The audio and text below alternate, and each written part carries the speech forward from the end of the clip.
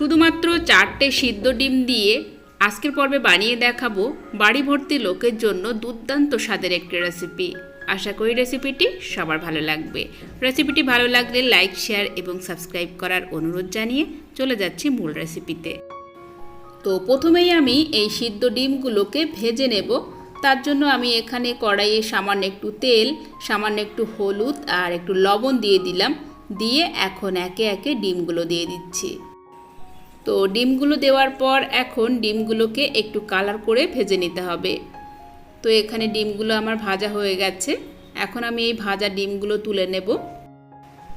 এবার ওই তেলেই দিয়ে দেব কেটে রাখা আলু। আমি এখানে মিডিয়াম সাইজে 2টো আলু এরকম লম্বা লম্বা ফালি করে কেটে নিয়েছি।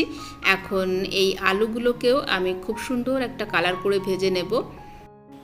আর এই পর্যায়ে অবশ্যই আলুগুলো আগে থেকে একটু এভাবে ভেজে নেবেন, তাহলে আলুগুলো খেতে খুব টেস্টি হবে। তো এখানে আলুটা ভাজা হয়ে গেছে, ঠিক এভাবে ভেজে নিয়েছি আমি। এখন আলুগুলো তুলে নিচ্ছি। এবার ওই প্যানে আমি পরিমাণ মতো তেল দিয়ে গোটা গরম মশলা আর গোটা জিরার ফোড়ন দিয়ে দিলাম। এবার দিয়ে দেব পেঁয়াজ কুচি, একটা মিডিয়াম পেঁয়াজ দিয়ে দিলাম। এবার পেঁয়াজটাকে ভালো করে ভেজে নিতে হবে।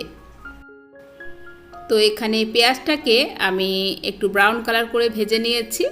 এখন আমি দিয়ে দিচ্ছি 1 টেবিল চামচ পরিমাণ আদা, রসুন আর জিরা বাটা। এরপর দিয়ে দেব 1/2 চা চামচ পরিমাণ কাশ্মীরি লঙ্কা পাউডার, পরিমাণ মতো হলুদের গুঁড়ো এবং 1/2 চা চামচ পরিমাণ দিয়ে দিচ্ছি ধনিয়ার গুঁড়ো। এবার এই সাথেই আমি দিয়ে দিচ্ছি আগে থেকে ভেজে রাখা আলু। এবার সব কিছু একসাথে ভালো করে আমি কষিয়ে নেব প্রায় 1 থেকে 1.5 মিনিট ধরে।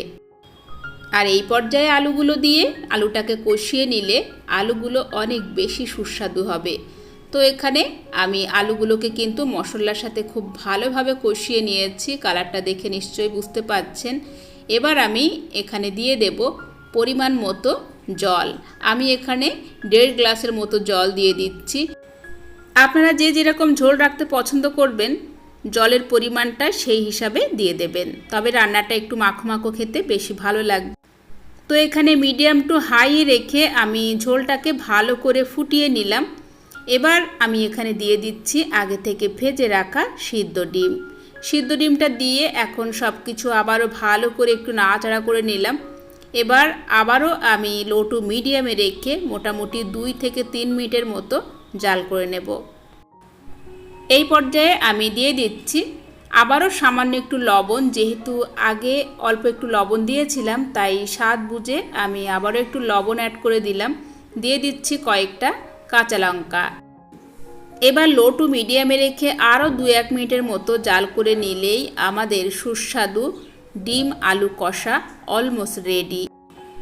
আর এখন কিন্তু আলুগুলো খুব ভালোভাবে সিদ্ধ হয়ে গেছে। এই পর্যায়ে আমি এটা নামিয়ে নেব। আর নামানোর আগে ভাজা গরম মশলা পাউডার ছড়িয়ে দিলাম। এবার হচ্ছে গরম গরম পরিবেশনের পালা। আপনারা এই লোভনীয় স্বাদের ডিম কারির রেসিপিটা গরম ভাত, রুটি, পরোটা, লুচির সাথে জমিয়ে পরিবেশন করতে পারেন। আশা করি সহজ রেসিপিটি সবার ভালো লেগেছে। আজকের মতো বিদায় নিচ্ছি। দেখা হচ্ছে আগামীকাল নতুন রেসিপি নিয়ে। আল্লাহ হাফেজ।